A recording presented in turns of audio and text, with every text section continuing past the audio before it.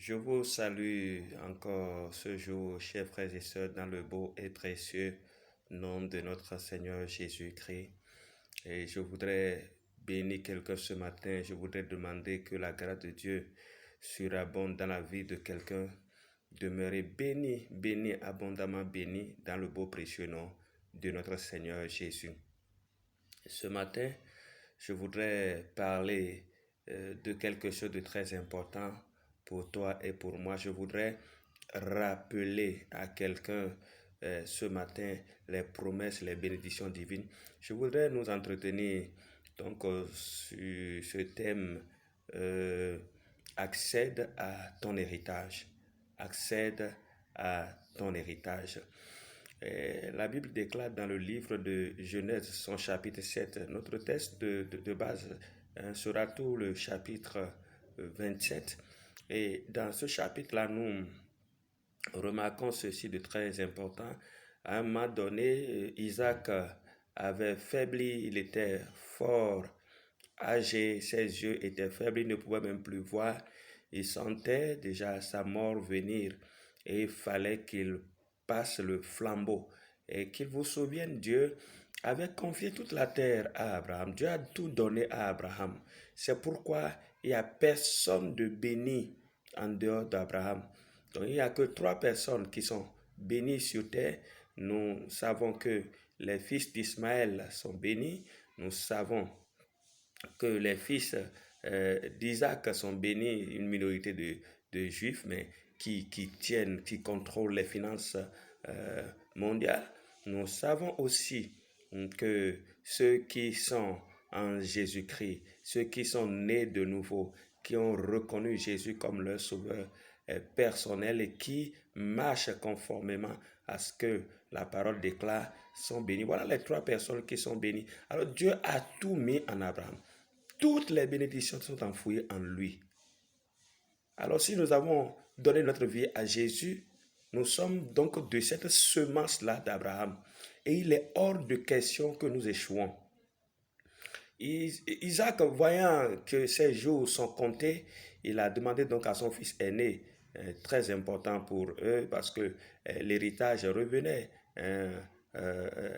au fils aîné. Mais ici, vous allez voir tout ce que Rebecca, sa femme, a pu faire avec Jacob pour faire en sorte que Jacob touche cet héritage.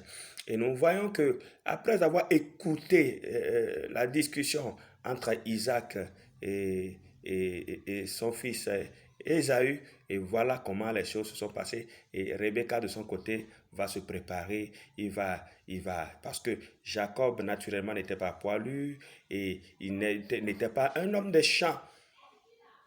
Alors, sa mère va le préparer à pouvoir ressembler exactement à son frère aîné. Sauf que là, la voix de Jacob sera toujours la voix de Jacob.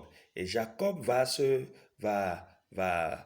présenter devant son papa pour faire le mets qu'il fallait faire, le mets qu'il fallait préparer, le mets qu'il fallait apprêter comme Isaac l'aime afin de recevoir la bénédiction. Et ce qui sera fait, mais il y a un problème parce que très vite comme ça, que Esaïe soit revenu avec le gibier comme son père aimait, c'était un souci.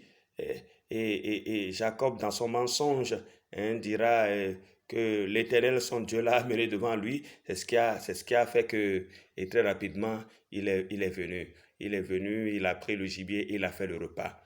Et son père va savoir quand même qu'il y a quelque chose, il y a un problème. Il va vouloir sentir son odeur et tout ça. Il va vouloir le toucher et tout ça. Et il se rend compte que vraiment, c'est la voix quand même de Jacob, mais les mains d'Ésaü. Il va finir par déverser les bénédictions sur lui. Ces bénédictions déversées, nous retrouvons donc ces bénédictions au verset 28. Au verset 28 de Genèse 27, il dit que Dieu te donne la rosée du ciel. La rosée du ciel pour nous aujourd'hui, c'est la puissance du Saint-Esprit. C'est l'onction du Saint-Esprit. C'est important pour toi et pour moi, indispensable pour nous d'avoir cette rosée. Et il parle aussi de la graisse de la terre. La graisse de la terre fait allusion à la prospérité matérielle. À la prospérité matérielle. Je veux te dire, toi mon frère, je veux te dire, toi ma soeur, que la prospérité matérielle est ton partage. L'onction de Dieu, c'est une promesse pour toi. La rosée du ciel, ça dépend du ciel. Dieu t'arrose de sa puissance. Et la terre te donne de sa graisse. Parce qu'au départ, elle avait été maudite. Et là, nous voyons une terre maintenant restaurée, qui devait donner de toute sa graisse à quelqu'un de spécial, quelqu'un qui est de la semence d'Abraham. Et il va continuer et il dira, il appelle l'abondance du blé, du vin, l'abondance du blé et du vin. À l'époque, c'était le commerce du maïs. Et quiconque pouvait vendre du maïs pouvait boire, pouvait avoir du vin en abondance. Ici, il s'agit de la prospérité financière. Le souhait de Dieu est que tu sois prospère.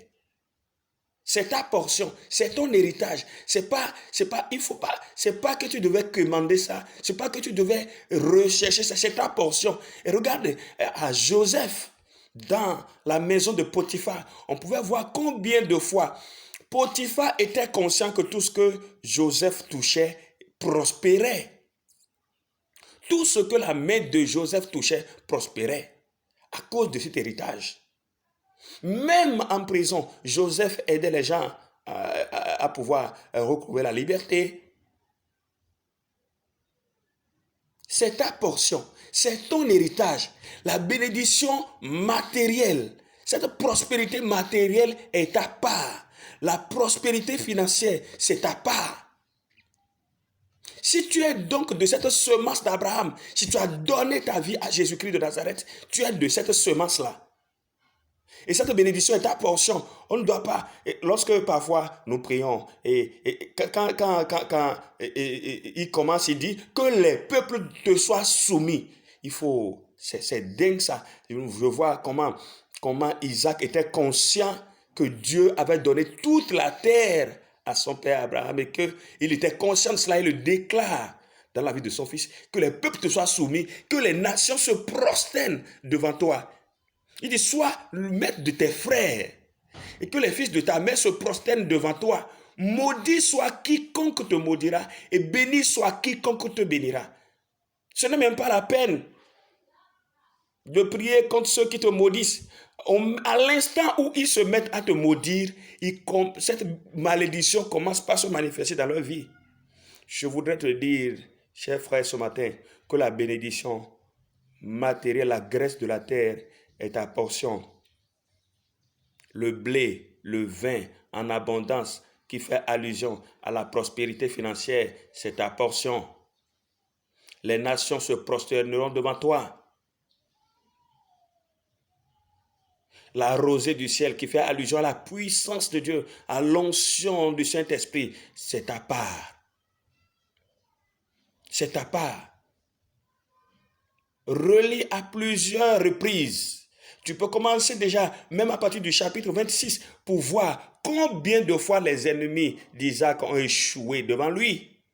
Parce que Dieu s'est révélé à lui. Dieu s'est révélé à lui et lui rappela les promesses faites à son père Abraham. Et Isaac a bâti un autel à l'Éternel. Écoute mon frère, écoute ma soeur, c'est ta portion. Tu ne dois supplier personne. Tu dois sortir de la pauvreté à coup sûr. Tu dois sortir des échecs répétés. Tu dois sortir de la mendicité. Espère en Dieu. Crois en Dieu. Arrache ce qui est ta part. Prends ta part d'héritage. Accède à ton héritage. Demeure béni, frère, au nom souverain de Jésus. Amen.